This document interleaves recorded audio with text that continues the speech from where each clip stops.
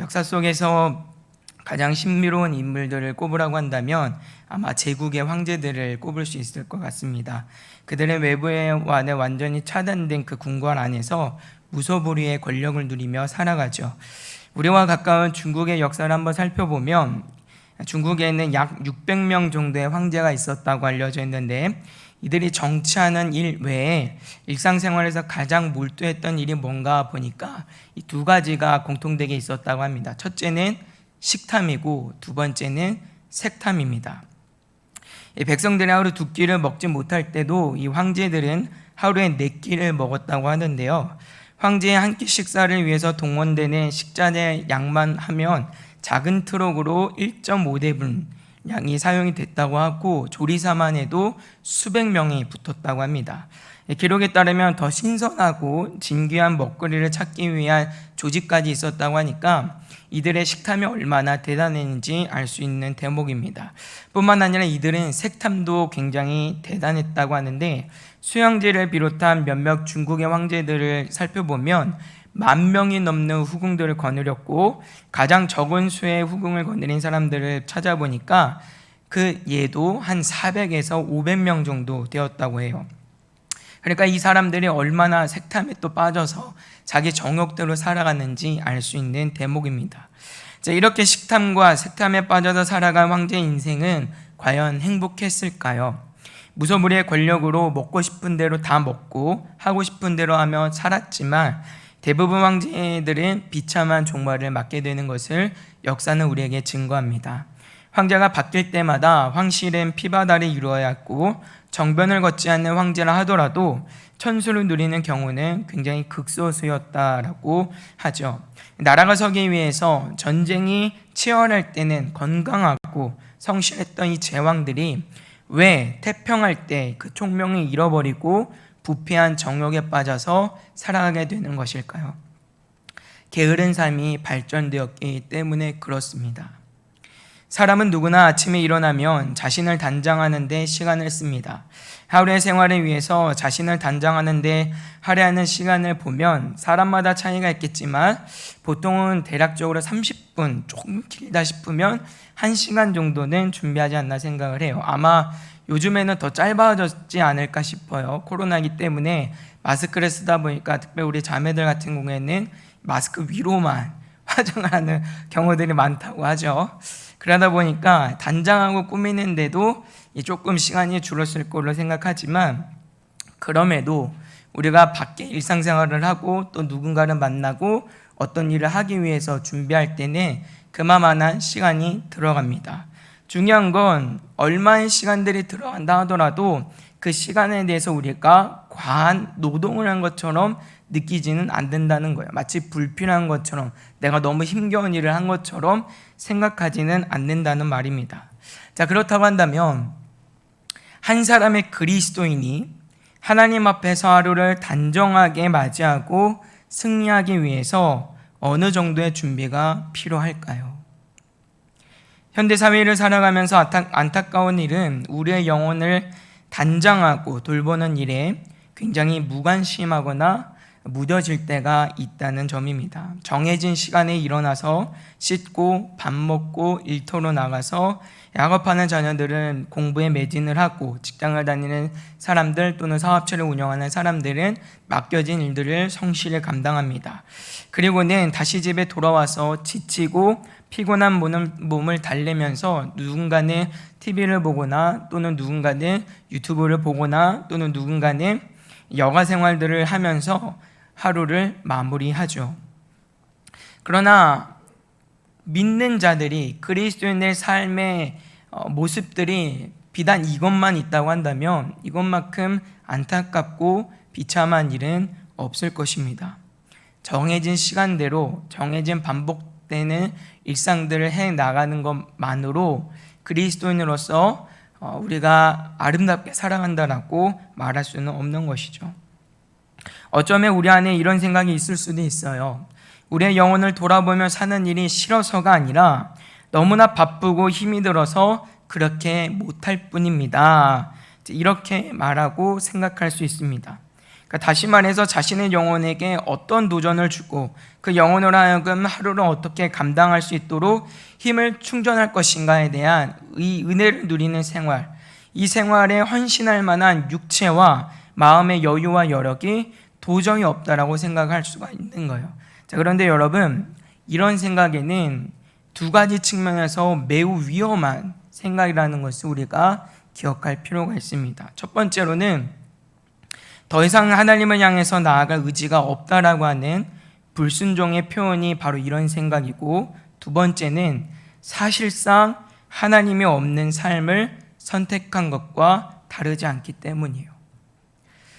시간이 충분하기 때문에, 여건이 되기 때문에 우리의 영혼을 돌아보는 일들을 하는 것이 아닙니다.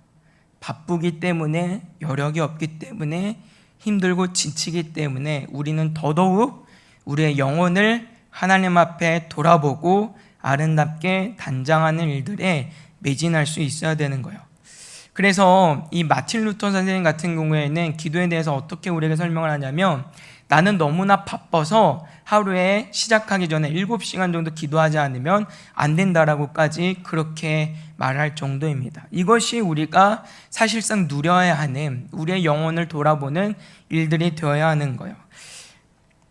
열린교회 김남준 목사님은 자기의 죄를 죽이며 자기를 부인하며 사는 일은 매일매일 거듭되어야 할 일인데, 많은 그리스도인들이 그렇게 하루하루 애쓰며 사는 것을 싫어하고 어느 날 갑자기 커다란 은혜가 부어져 한 방에 모든 문제들이 해결되기를 원한다. 그런데 이렇게 한 방에 해결되기를 바라는 마음에는 게으름이 있다라고 우리에게 설명합니다.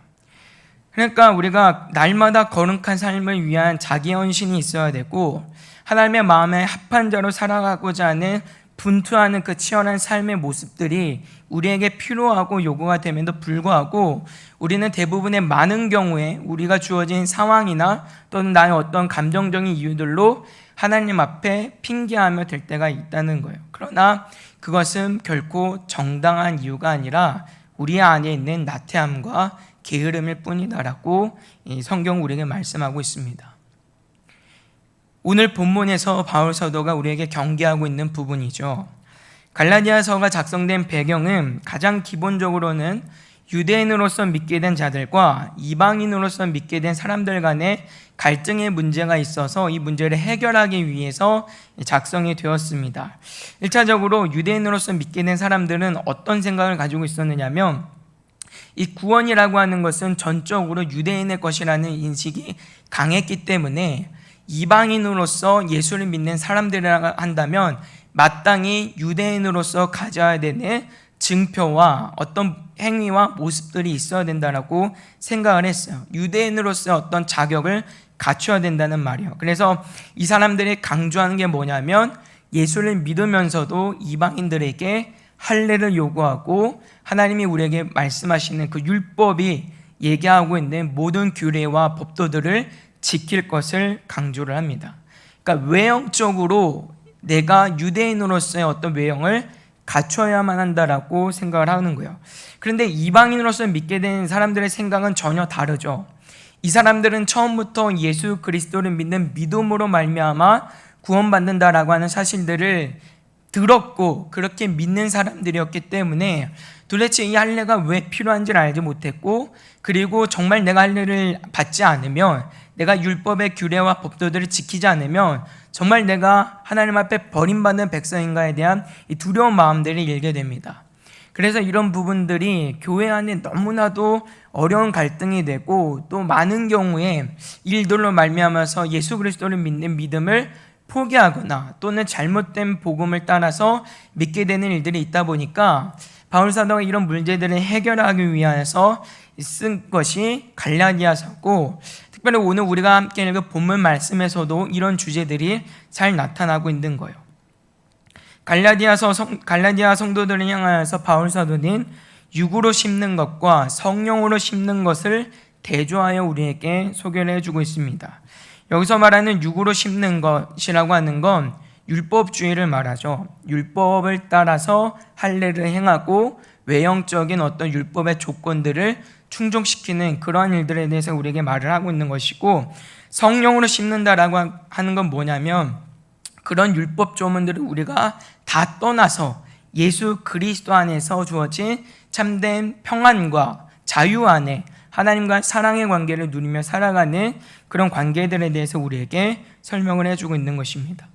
바울 사도는 이런 대조를 통하여서 분명히 갈라디아 성도들에게 우리에게는 더 이상 율법 조문을 따라 그것들을 지킬 만한 이유가 없다라고 분명히 얘기해 주고 있는 거예요. 그것이 우리가 성령을 심고 성령으로 거두는 삶이 가지고 있는 가장 중요한 1차적인 의미입니다. 우리는 더 이상 율법의 규례를 따라서 살아가지 않아도 돼요. 그것이 필요 없어서가 아니에요.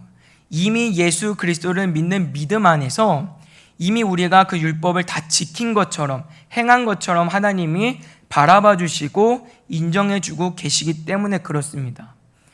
이미 예수님께서 완성하신 그 율법, 그 공로와 의를 나에게 덧입히심으로 인하여서 하나님이 우리를 보실 때 내가 실제로 번제를 드리지 않고 내가 실제로 할례를 행하지 않았다 할지라도 하나님께서 우리를 보실 때 이미 할례를 행한 자로, 이미 하나님께 소제와 번제를 드린 자로 그렇게 인정을 해주신다는 거예요. 그래서 성령으로 심고 성령으로 거두는 것이 우리에게 더 큰 은혜이고 더 큰 위로이고 더 큰 소망이 무엇이냐면, 우리가 이 땅을 살아가면서 여전히 범죄함이 있고 여전히 연약한 모습들이 있다 할지라도 그것이 하나님과의 관계에 있어서 더 이상 우리를 두렵게 하거나 하나님으로부터 버림받게 하는 거 아닌가라고 하는 그런 조건들을 붙이지 못하기 때문이에요. 이것이 굉장히 중요한 의미입니다. 그런데 우리가 이런 말씀에서 조금 더 깊은 의미들을 좀 생각을 해봐야 될 것 같아요. 오늘 바울 사도가 우리에게 전달하고 있는 육으로 심는 것과 성령으로 심는 이 말씀들 속에서 우리는 1차적으로 율법주의에 대한 말씀들로 이해를 할 수 있지만, 여기서 우리가 더 눈여겨보아야 할 것은 무엇이냐면 바울 사도가 그러면 어떤 삶을 우리에게 강조를 하고 있는지를 생각을 해야 된다는 말이죠. 우리가 성령 안에 거여서 성령으로 심고 성령으로 거두는 자들이라고 한다면 마땅히 그와 같은 삶의 의식과 형식들이 우리에게 있어야 하고 우리가 그러한 삶들을 추구하며 살아갈 수 있어야 한다는 걸 우리에게 가르쳐주고 있다는 말입니다. 율법을 지키지 않아도 되니까 그냥 내 마음대로 살아도 돼, 이런 말을 하는 게 아니에요. 우리가 더 이상 율법을 지키지 않아도 되지만 그렇다고 한다면 더더욱 우리가 하나님을 사랑하는 마음에서 하나님이 우리에게 주시는 복과 은혜를 누리는 자가 되어 살기를 힘써야 한다라고 바울 사도는 우리에게 설명을 해주고 있는 겁니다. 그것이 성령을 위하여 심고 성령을 위하여 심는 데 힘쓰는 자가 가지는 삶의 태도라고 하는 거예요. 자, 그러면 우리는 중요한 부분들을 생각을 해봐야 됩니다. 성령을 위하여 힘쓴다라고 하는 말은 도대체 무엇일까요? 날마다 우리가 하나님 안에서 하나님이 주시는 은혜를 누리며 사는 일에 최선을 다해야 한다는 말이에요. 우리의 영혼의 상태를 돌아보아서 말씀과 기도로 깨어있기를 힘쓰고 하나님께서 그 생명값으로 피값으로 우리에게 주신 예배 자리들을 힘써 지키고 하나님께서 우리에게 맡겨주신 우리의 삶의 태도와 삶의 모든 기업들과 이 울타리들을 아름답게 지키고 책임과 본분을 다하는 삶을 다하는 삶이 성령으로 심고 거두는 삶이 가지는 중요한 의미라는 말입니다. 그래서 바울 사도는 우리에게 뭐를 덧붙여 설명을 해주고 있냐면, 하나님의 때에 열매로 반드시 거두시기 때문에 무엇을 행하라고 우리에게 도전하고 있죠? 선을 행하라 라고 말씀하고 있는 거예요. 선을 행하라. 여기서 말하고 있는 선은 우리가 생각하는 것처럼 윤리적이고 도덕적인 선을 말하는 것이 아닙니다. 하나님이 말씀하시는 그 선을 우리에게 말씀하고 있는 거예요. 하나님께서 기뻐하시는 일, 하나님께서 마땅히 받으셔야 하는 영광, 하나님 앞에 합당하게 드려지는 우리의 삶에 대해서 성경 우리에게 선을 행하라 말씀하고 있습니다. 우리의 유일한 선이신 하나님의 말씀을 따라 하나님의 가치관과 하나님의 기준으로 해서 살아가는 복된 삶에 대해서 우리에게 설명을 해주고 있는 것이죠. 이처럼 우리가 하나님의 은혜를 사모하며 살아가는 일은 결코 하나님 앞에 핑계하며 미룰 수 없는 일임을 성경은 우리에게 말씀하고 있는 거예요. 한 주 우리가 살아가면서 주일에 한 번 예배하는 것으로 우리가 하나님 앞에 모든 책임과 본분을 다하고 그것으로 우리가 모든 선을 행했다라고 할 수가 없다는 말이에요.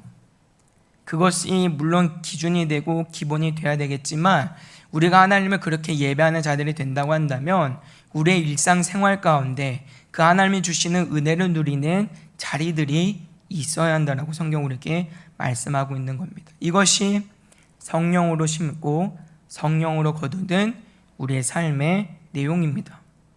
자, 그렇다고 한다면 우리는 어떻게 해야 하나님 앞에서 성령으로 심고 거두는 자가 될 수 있을까요? 하나님 앞에서 최선을 다하는 삶을 살아내야만 합니다. 우리가 하나님께 영광을 돌린다고 할 때 영광을 돌린다라고 하는 의미는 이 하나님의 부족한 무엇인가를 우리가 채운다거나 또는 하나님께서 가지고 계시는 무언가에 우리가 어떤 것을 더하여서 하나님이 더 많아진다라고 하는 그런 의미가 아니에요. 하나님은 그분 자체로 완전하시고 그분 자체만으로 만족하시는 분입니다. 부족함이 없으신 분이에요. 그래서 우리가 하나님께 영광을 돌린다라고 할 때 이 의미는 뭐냐면 하나님께서 마땅히 받으셔야만 하는 것을 우리가 드린다라고 하는 의미가 여기에 있는 거예요. 그러니까 다시 말해서 하나님의 것을 우리가 하나님께 드립니다라고 하는 의미가 하나님께 영광을 돌립니다라고 하는 그런 의미가 되는 거예요. 그래서 우리의 시간, 물질, 건강, 우리의 믿음 또는 각자가 가지고 있는 재능들 이 모든 것들을 다 하나님께서 주신 것이기 때문에 마땅히 하나님을 위하여서 사용하고 하나님께 드릴 줄 아는 사람들이 되어야 함을 성경 우리에게 말씀하고 있는 것이죠. 이것이 하나님께 영광을 돌리는 삶인데 그러기 위해서 우리가 해야 되는 일이 뭐냐면 우리가 할 수 있는 최선을 다해야 된다는 거예요. 우리가 최선을 다해야 되는 중요한 이유가 있습니다. 하나님 앞에 우리를 드리는 것 그건 우리의 능력으로 할 수 있는 일이 아니기 때문이에요. 우리 안에 내주 역사하시는 성령 하나님의 은혜로 말미암아 하나님께서 우리에게 주시는 힘으로 우리가 감당할 수 있는 일이기 때문이에요. 그러니까 우리가 최선을 다하지 않을 때 어떤 이유가 있냐면 최선을 다하면 힘이 들어요. 그래서 우리가 되게 많은 경우에는 최선을 다하는 일들을 외면하거나 멀리할 때가 있죠. 그러나 우리가 하나님의 일을 할 때는 다르다는 말이에요. 내가 가지고 있는 힘으로 하는 게 아니에요. 내가 가지고 있는 능력으로 감당하는 게 아니에요. 하나님이 주시는 힘으로 그 힘을 공급받아서 감당하는 것이 우리의 삶이기 때문에 우리는 마땅히 내가 할 수 있는 최선으로 부딪히고 하나님을 섬길 수 있는 자들이 되어야 되는 거예요. 내 한계로 하나님을 섬기는 것이 아니라 한계가 없으신 그 하나님의 능력을 받아서 우리가 하나님을 섬기기 때문이에요. 여러분 구약에서 제사장을 비롯하여서 하나님께 쓰임받는 자들을 보시면 모두 기름 부음을 받습니다. 왕들도 모두 기름 부음을 받고 제사장도 기름을 부음 받고 특별히 선지자와 또 하나님께서 약속한 이 제사장들이 모두 다 기름 부음을 받는데 이 기름 부음은 신약에서는 무엇을 의미하냐면 성령의 임재, 성령의 충만함 이런 것들을 우리에게 의미를 하는 거예요. 그래서 기름 부음은 그냥 하나님께서 구별하셨다 외에 더 중요한 의미를 갖고 있다는 걸 우리가 생각을 해야 되는데 이 의미가 뭐냐면 결국은 하나님이 능력을 주신다는 말이에요. 왜 하나님께서 그들을 구별하시고 왜 기름을 부으실까요? 이유가 있어요. 우리 청년들하고는 한번 나눴지만 하나님의 일은 사람이 감당할 수 있을까요? 없을까요? 사람이 감당할 수 있어요? 없어요? 없어요. 하나님의 일은 사람이 할 수 없어요. 죽었다 깨나도 안 돼요. 그래서 하나님이 무엇을 하시냐면 기름을 부으시는 거예요. 감당할 만한 자격을 주시고 감당할 만한 힘을 주시고 능력을 주신다는 말이에요. 이게 하나님의 기름 부음이고 오늘 우리가 받은 성령 충만의 은혜라고 하는 거예요. 우리가 날마다 성령 충만의 은혜를 구해야 되는 이유가 여기에 있는 것이죠. 말씀과 기도, 심지어 하나님을 예배하는 일조차 우리의 능력과 의지로 되는 게 아니라는 말이에요. 오늘 저와 여러분들 하나님을 예배하는 것, 내가 선택해서 이 자리에 있는 것으로 생각하신다면 착각이십니다. 오해이십니다. 하나님이 오늘 저와 여러분들의 마음을 만지시고 발걸음을 인도해 주셨기 때문에 감당할 수 있는 거예요. 예배는 우리가 원해서 드릴 수 있는 게 아니죠. 예배는 하나님께서 받기로 작정한 자들만 할 수가 있는 거예요. 하나님께서 예배하도록 능력을 주시기 때문에 우리가 예배할 수 있는 거라고요. 내가 하고 싶어서 하는 게 아니에요. 내가 능력이 있고 어떤 의지가 있고 불타는 열정이 있어서 우리가 예배 자리를 감당하는 거 아니에요. 물론 우리는 뜨겁게 하나님을 예배하고 사모하는 마음들이 있죠. 그러나 그것으로 우리가 감당하는 것이 아니라 성령 하나님의 내주 역사하시는 은혜를 따라서 우리가 하나님을 예배하는 것이고, 하나님의 말씀과 하나님 앞에 기도하는 생활을 누리는 것이고, 하나님이 우리 삶에 베풀어 주신 은혜를 누리고 복을 누리며 살아갈 수 있다라고 하는 말이에요. 그런데 많은 경우에 우리가 어떤 식으로 생각하냐면 내가 하는 것으로 생각을 하죠. 그리고 내가 하려고 해요. 그러니까 어때요? 지치죠. 최선을 다하지 못하는 거예요. 왜 우리가 하나님을 예배하면서 최선을 다하지 못하고, 왜 우리의 삶의 여지들을 남기고, 왜 우리가 하나님 앞에 헌신된 삶을 살아가다가 지치는지 아십니까? 하다 보면 내가 하는 줄로 알고 내가 하려고 하기 때문이에요. 우리는 할 수 있는 게 없어요. 하나님께서 우리에게 아무리 좋은 것들을 약속해 주신다 하더라도 하나님의 것은 하나님이 하게 하시지 않으면 우리 스스로는 할 수 있는 게 아무것도 없는 거라고요. 하나님이 능력 주셔야, 하나님이 지혜를 주셔야, 하나님이 은혜를 주셔야 우리가 감당할 수가 있는 것이죠. 그러다 보니까 내가 하려고 하다 보니까 지치게 되고, 오히려 하나님을 예배하면서 내 심령은 메마르고, 오히려 하나님을 예배하면서도 하나님을 누리지 못하는 자리로 가게 되는 거예요. 그러니까 어때요?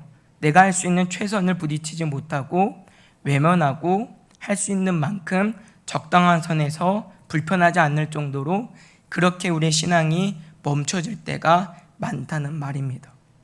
그래서 성령이 우리에게 약속하고 있는 이유가 여기에 있는 거예요. 성령으로 심는다, 성령으로 거둔다라고 하는 의미가 무엇인지 우리가 잘 알아야 돼요. 하나님이 능력 주신다는 말이에요. 하나님이 힘 주신다는 말이에요. 감당하고자 하면, 구하면 주신다는 말이에요. 그래서 우리는 어떻게 해야 된다고요? 내가 할 수 있는 최선으로 하나님을 섬기는 일들 감당해야 된다는 것이죠. 삶의 자리에서 여건이 되지 않아도 그 되지 않는 그때조차 내가 할 수 있는 최선으로 하나님을 섬기고 내 영혼을 돌보는 일들, 하나님이 내 삶에 허락하신 은혜들을 누리는 일들을 감당할 수 있어야 된다는 말이에요. 제가 교회에 부임하고 얼마 되지 않았을 때 이 최선의 의미가 이런 거구나 이제 생각을 바꾸게 된 계기가 있었어요. 제가 이제 교회 부임해서 이 교육부에서 첫 번째 수련회를 가게 됐는데, 그때 수련회가 동계수련회였어요. 동계수련회인데 청소년부하고 청년부하고 연합해서 가게 되는 수련회였습니다. 근데 이제 준비를 하다 보니까 물건을 분명히 이제 다 챙겼는데, 근데 이제 가서 보니까 뭐가 없어요. 뭐가 없냐면 드럼을 쳐야 되는데 심벌이 없는 거예요. 드럼 심벌이. 그러니까 북만 가져간 거예요. 북만. 근데 심벌을 분명히 챙겨놨거든요. 근데 더 웃긴 건 이걸 실으려고 주차장에 내려놨는데 그 주차장에 그대로 두고 차가 온 거예요. 그러니까 가서 이제 예배를 해야 되는데 심벌이 없으니까 야 이거 어떻게 해야 되나 이제 싶은 거죠. 근데 저는 그때 생각하는 최선은 어떤 거였냐면, 없으면 어때? 없으면 없는 대로 하면 되지. 저는 이게 최선인 줄 알았어요. 그러니까 이가 없으면 잇몸으로 하면 되지. 그래서 저는 그냥 뭐 없으면 드럼 안 치고 뭐 그냥 악기로 그냥 하면 되지. 더 열심히 찬양하면 되지. 어차피 악기 없어도 우리는 얼마든지 뜨겁게 하나님 찬양할 수 있는데, 이제 이런 마음이 있었어요. 저는 이게 최선인 줄 알았죠. 그런데 함께 가신 담임 목사님은 달랐어요. 담임 목사님은 다르시더라고요. 담임 목사님은 심벌이 없으니까 심벌을 찾으시더라고요. 심벌을 어떻게, 그때 이제 교회에서 좀 멀리 이제 내려왔는데 주변에 악기점을 구하는 거예요. 악기점을 먼저 찾아보는 거예요. 심벌을 어떻게든 구할 수 있으면 구하려고. 얼마가 들든지 어쨌든 필요하니까 그것들을 채워 넣으려고 이제 찾는 거예요. 찾다가 이제 결국에는 어떻게 됐냐면, 교회에 이제 우리 성도님 지금 이제 누구는 기억하실 거예요. 그분한테 이제 성도님 한 분한테 이제 연락을 해가지고 그 주차장에 심벌 있는지 한 번만 확인해 주세요 해서 보니까 있어요. 그러니까 그러면은 그거 심벌을 퀵으로 좀 보내주세요라고 해가지고 퀵을 받아서 저녁에 심벌 설치해가지고 집회를 했던 기억이 있습니다. 그때 최선이라고 하는 의미가 뭔지에 대해서 다시 한번 생각을 해보게 됐어요. 최선이라고 하는 것, 그것은 주어진 상황에 만족하고 안주하여서 할 수 있는 만큼 하는 게 최선은 아니구나. 상황과 환경을 넘어서 그 이번에 하나님의 일하심을 기대하고 또 다른 무엇인가를 하는 것이야말로 정말 최선이겠구나라는 생각을 하게 됐어요. 물론 심벌이 없어도 청소년들 예배 열심히 하고 집회 때 은혜 많이 받았을 거예요. 하나님이 분명 은혜 주셨을 거예요. 심벌이 중요한 게 아니니까요. 그러나 우리가 하나님의 은혜를 사모하는 만큼 더 예배에 집중할 수 있도록, 정말 예배가 예배되게 할 수 있도록, 더 한 사람이라도 그 찬양에 마음을 열 수 있도록 그렇게 준비를 하고 부딪히는 일, 그 상황과 환경을 넘어서 도전하는 것이 이런 게 정말 최선이겠구나라고 하는 생각을 하게 되었습니다. 이런 면에서 저는 성도님들께 사실 참 감사해요. 여러분들은 못 느끼실지 모르겠지만 저는 주변에 이제 여러 교회들의 형편들도 보고 사역하고 있는 이제 동기들도 있다 보니까 소식들을 전해 듣는데, 이런 면에서 우리 교회만큼 정말 최선을 다하고 있는 교회는 없다고 자부합니다. 지금 이 시대에 구역 예배 모이는 교회가 정말 큰 대형 교회 말고는 거의 없어요. 구역 예배 모이지 않아요. 새벽부터 저녁까지 온종일 하나님을 예배하는 교회들 거의 없어요. 저녁 예배를 드려도 이만큼 모이는 교회 찾기 힘들어요. 그런데 우리 모습들을 보세요. 새벽부터 저녁까지, 새벽에 보셨던 분들, 아침에 봤던 분들은 저녁에도 똑같이 보는 거예요. 이게 정말 놀라운 일이죠. 이게 정말 우리가 최선을 다하는 일 아니겠어요? 피곤하잖아요. 지치잖아요. 육신이기 때문에 어려울 수 있어요. 그럼에도 불구하고 새벽부터 저녁까지 온종일 하나님 앞에 바친다? 이거 정말 쉽지 않은 일이죠. 지금도 제가 구역 모임하는 이 소식들을 전해드리면 참 감사해요. 어떤 구역은 줌이나 이런 게 어려우니까 포기하지 않고 계속 현장으로 모이시더라고요. 모이는 구역이 있고요. 어떤 구역은 줌을 통해서 계속해서 온라인으로 모이시고, 또 어떤 경우에는 줌도 어려우니까 이제 아예 카카오톡 그 단체 그룹방에 오시면 그룹 영상 통화를 하는 기능이 있거든요. 그걸 통해 가지고 서로 구역 예배들을 하시는데요. 이런 교회들 찾기 힘들죠. 정말 이런 기회를 빌어서 정말 애쓰고 수고하시는 우리 성도님들께 다시 한번 감사의 말씀을 전합니다. 하나님께서 반드시 위로하시고 수고 가운데 열매 있게 하실 줄 믿습니다. 정말 이제 최선을 다하고 있는 건데, 근데 안타까운 점은 뭐냐면 우리 시대에 이처럼 애쓰고 수고하는 이 거룩한 삶을 살기 위한 이런 모습들이 점점 사라지고 있다는 점이에요. 성령을 위해 심는 삶을 살기를 외면하는 일들이 많아지고 있습니다. 그러나 우리는 기억해야 돼요. 우리가 그렇게 최선을 외면했을 때 내 삶은 육신적으로는 조금 편안할 수는 있어요. 그러나 우리가 끝내 하나님 앞에 우리의 최선하는 일들을 저버리게 된다면 그 끝은 불타는 우리의 정욕으로 인해 범죄함 밖에는 남지 않는다는 것을 우리는 기억해야 합니다. 성도로서 해야 할 선하고 마땅한 의무에 최선을 다하지 않으므로 잠깐의 육신의 편안함을 느낄 수 있어요. 잠깐의 자유함을 느낄 수 있어요. 저도 느껴봤어요. 저도 이제 중고등학교 때 이제 한참 사춘기 때 아침부터 이제 교회에 있는 게 좀 그렇더라고요. 저도 이제 친구들도 만나고 싶고 하니까 한 중1 이때쯤으로 기억을 하는데, 그때 이제 변성기가 올 때쯤이었거든요. 그래서 이 변성기를 핑계로 찬양단 봉사부터 해가지고 교회 봉사를 사실 다 이제 내려놓고 그냥 예배만 왔다 갔다 한 적이 있었어요. 그렇게 지내니까 편하긴 하더라고요. 교회에 매이지 않아도 되고 오래 친구들하고 만나서 놀 수도 있고 한동안은 좀 즐거웠던 것 같아요. 그런데 끝내는 그 일들이 저를 만족시키지 못하더라고요. 우리의 삶이 그렇다는 거예요. 잠깐 하나님 앞에 최선을 다하는 일들을 놓으면 편해질 것 같고, 잠깐 있으면 우리의 심령이 회복될 것처럼 생각을 하지만 실제로는 그렇지 않아요.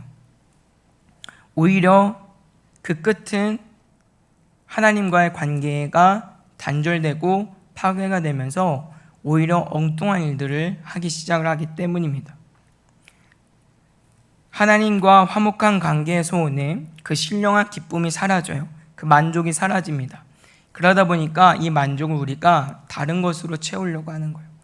세상의 무엇인가로, 친구들이 됐든 유튜브가 됐든 또 다른 오락이 됐든 또 다른 어떤 즐거움들로 채우기 시작을 하는 거예요.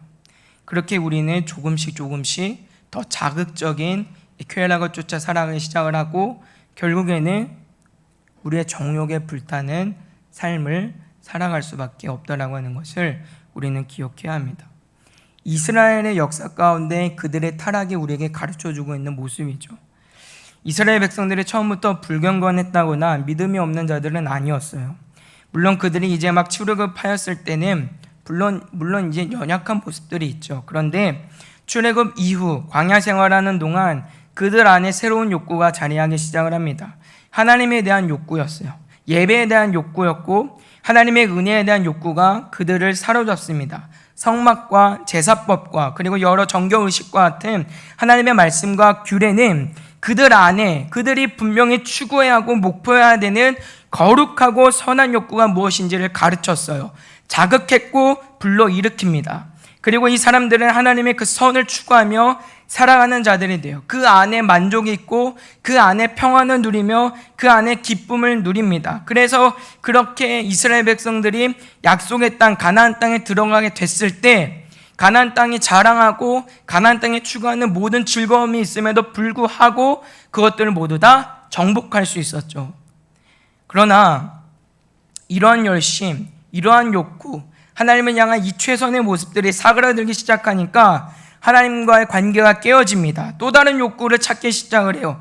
하나님 안에서의 만족이 아니라 세상이 주는 욕구들을 채우기 시작을 합니다. 그렇게 이스라엘 백성들은 우상을 섬기다 하나님을 섬기고 하나님을 섬기듯 우상을 섬기는 자리로 가게 돼요. 우리가 계속해서 하나님께 열심을 내어만 하고 힘 있는 대로 최선을 다해서 부딪혀야만 하는 이유예요. 계속해서 전진해 나가지 않으면, 계속해서 하나님을 갈망하지 않으면 삽시간에 우리의 마음은 더러운 욕구와 정욕으로 가득 차기 때문입니다. 존 오웬은 우리에게 이렇게 말하는데요.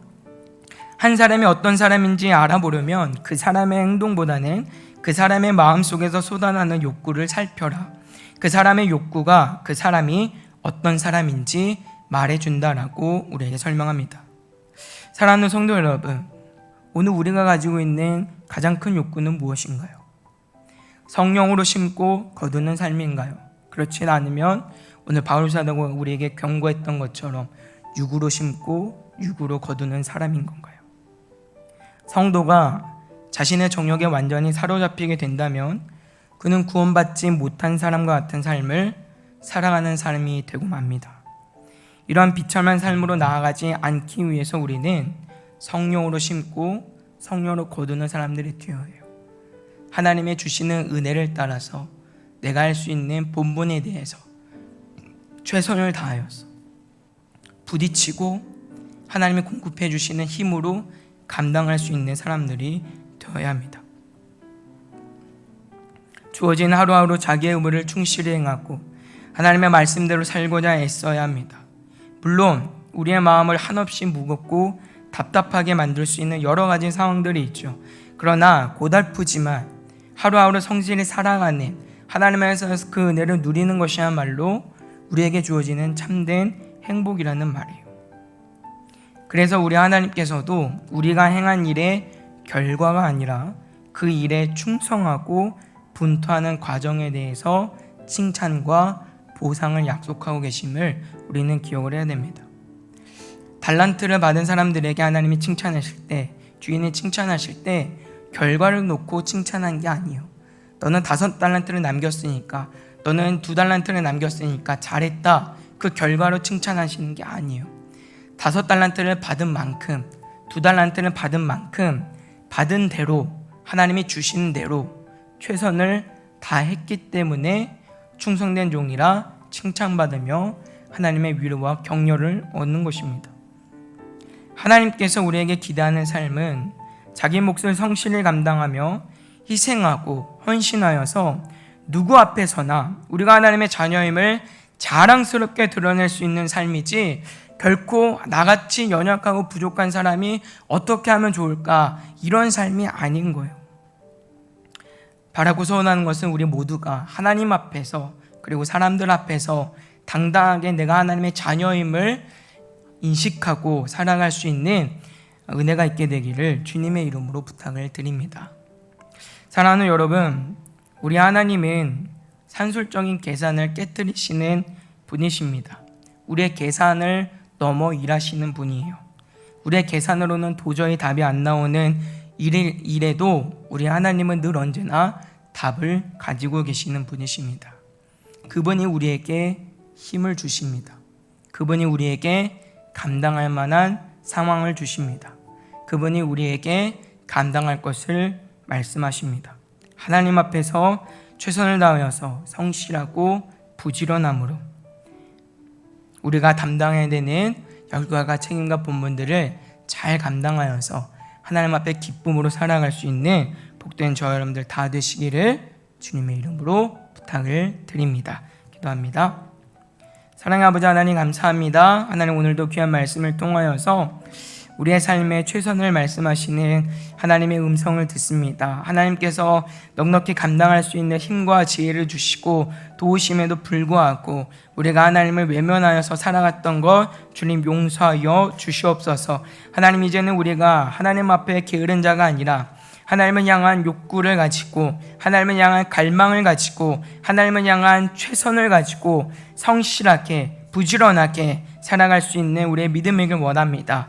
주님, 은혜로 허락하여 주셔서 때때로 우리의 마음이 상하는 순간들을 만난다 할지라도 넉넉히 잘 감당 이길 수 있는 우리의 믿음 되게 하시고 늘 날마다 주님 앞에 순종된 자들로 살아가게 하여 주시옵소서. 감사하며 예수님의 이름으로 기도합니다. 아멘.